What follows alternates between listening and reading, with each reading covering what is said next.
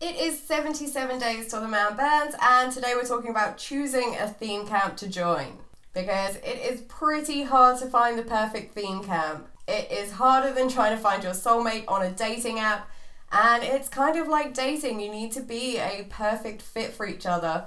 But with theme camps, you often don't have like a list that you can just browse through. Burning Man does release a list, but it tends to be a bit closer to the time, and probably a lot of you are going to want to get your theme camp sorted before that official list is out. So before you start hunting around for theme camps, you want to figure out exactly what it is that you want. Even though a huge part of the decision to join a theme camp should be what that theme camp is doing, it should be something that you are really, really excited about, there might still be some things that, you're looking for specifically that would suit you better.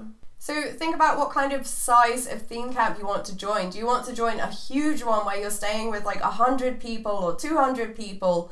Or would you prefer a smaller one with, maybe 5 or 10 people? Everybody's different. Some people thrive in really crowded environments and other people just do better with smaller groups. Like, figure out what is best for you. Theme camp dues should not be a huge kind of thing that you are focused on. The only reason I'm bringing it up is because obviously you want to make sure that you can afford the dues to join that theme camp. And bear in mind that, joining a theme camp, it can cut down your expenses for going to Burning Man because they obviously provide some things.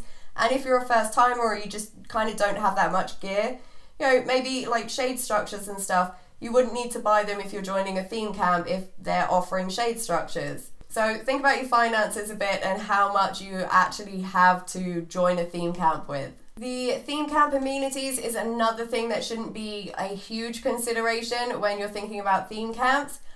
But for some of you, you might just be like, I can't do Burning Man unless I have showers or unless I have this certain thing. And in that case, it might be something that's quite important that you're finding a theme camp that does have that thing, and that will narrow your list down. And also think about whether you're willing to compromise on it or not. If you found a theme camp that you really, really loved and wanted to be a part of, would you be willing to join it if they didn't have that thing? Most theme camps have duties that the theme camp members are expected to take part in. Basically, you will need to spend a percentage of your time at Burning Man doing something for the theme camp. So think about how much time you're actually willing to do that. It could be cooking meals, it could be, moot duty or serving drinks if that's what the theme camp does. It could be something related to whatever is going on at the theme camp. It could be anything.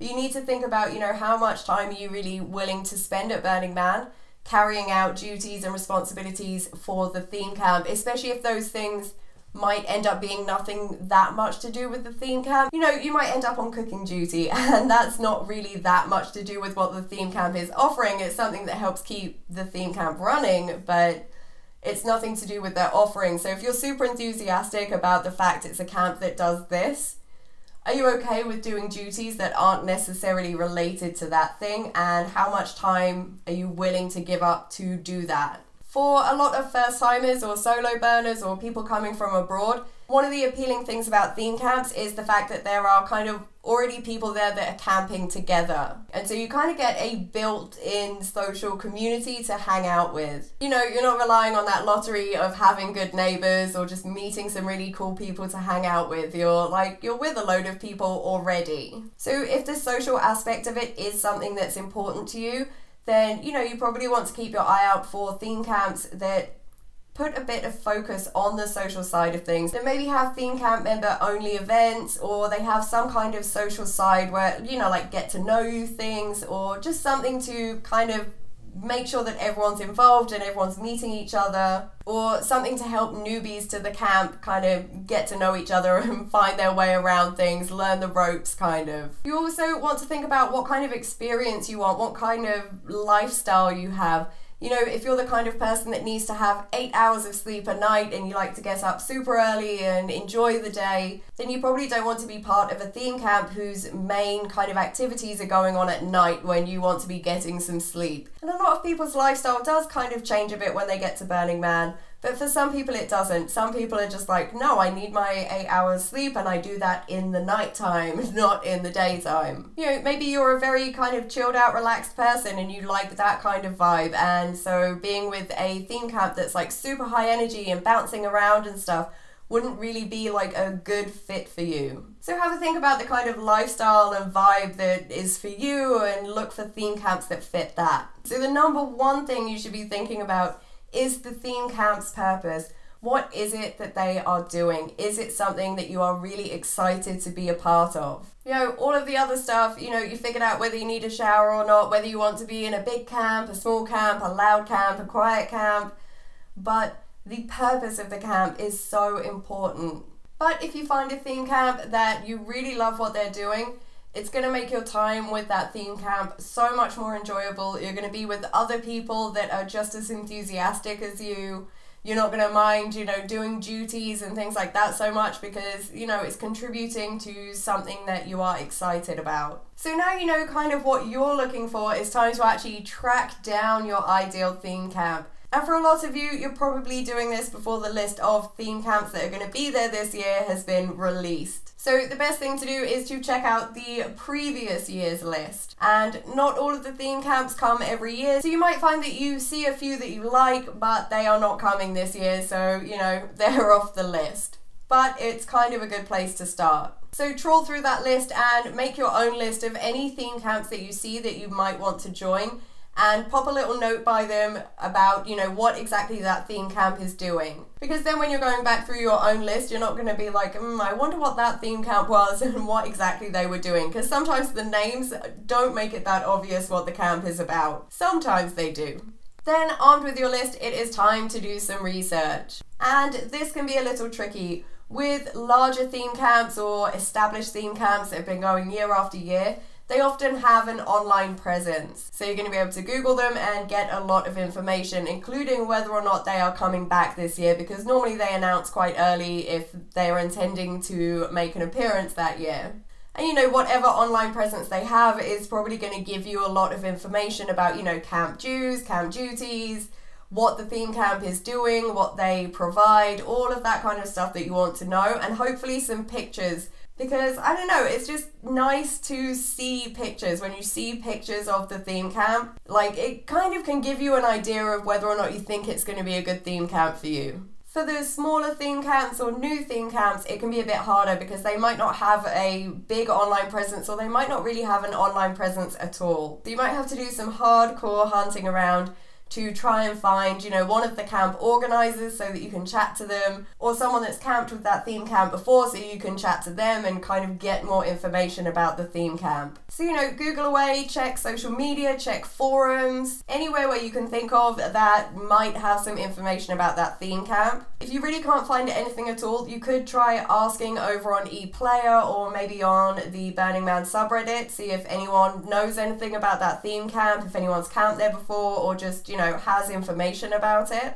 Failing that, if you are just completely drawing a blank on it, then, you know, try and find one of the camp organizers and just shoot off a polite email saying that you're really, really interested in joining their camp, but you just want a bit more information about it. If you can find people that have camped with that theme camp in the past, they're great people to speak to. Because, you know, they're not one of the organizers, they're just kind of one of the theme camp members. So they know what it's like to be a member of that theme camp, and they can probably give you quite an honest insight into what it was like to join that theme camp. But take everything with a pinch of salt. You know, we're all different people. If they give a bit of a negative view of it, you know, it might be that just for them it was a really bad fit, but for you it might be amazing. And likewise, if they give a, you know, totally positive, you know, it was the best theme camp, had the best time, you know, it might have been an amazing fit for them, but maybe it's not going to be an amazing fit for you. Remember that not all theme camps accept newbies. Some camps are just full, they are the size that they want to be, and they don't want to get any bigger. Maybe they just don't have any more room that year. They don't have any more infrastructure. So, you know, it is possible that you might find a theme camp that you absolutely love and desperately want to be a part of, and they say, you know, we don't have any space. You can't join this theme camp. You know, it sucks, but it happens. If it does happen and you really want to join that theme camp, I would suggest replying and just letting them know that you are super interested, you really, really want to join that theme camp, and if anyone drops out or a space becomes available, could you please have it, or, you know, something like that to let them know that you are really excited about joining that camp and you really want to. Also remember that not every theme camp accepts everybody. It might sound a bit harsh because, you know, radical inclusion and all that, but the theme camp needs to feel like you are a good fit for them as well. Like, think about it. If there was a theme camp that was very focused on workshops for women and women's sexuality and stuff, and they did a lot of nude workshops, and a creeper wanted to join up with that theme camp, clearly it's like a really bad fit. Or maybe a camp that's all about natural healing and meditation and stuff, and then you have like a raver that just wants to party 24/7 trying to join it. You know, sometimes a camp will just not feel like you are the right fit for them, and so they'll say no. And, you know, that can really suck if that happens to you, especially if you are kind of excited, you're really enthusiastic about that camp, and then they say, look, we're sorry, we don't think that you'd be a great fit for the camp. You know, it can be a bit of a bitter pill to swallow. But try not to be upset about it. Remember that these people have never met you. They are basing this off of any communications that you have had with them. So maybe there was something that was out of context.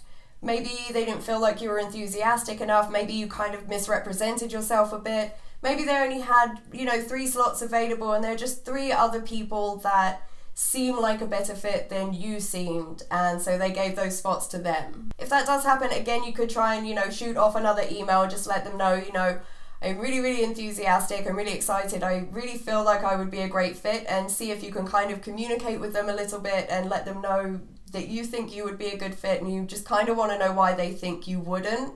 But ultimately it is their theme camp and it is their decision, so, you know, don't kind of annoy them about it and bother them a lot about it. If you send off a kind of second email saying like, oh, you know, I really want to join up, I really feel I'd be a good fit, and they still come back with a no, don't like harass them about it. So I hope this was helpful, guys. If any of the rest of you have any tips or advice on, you know, how to choose your perfect theme camp, let us know in the comments.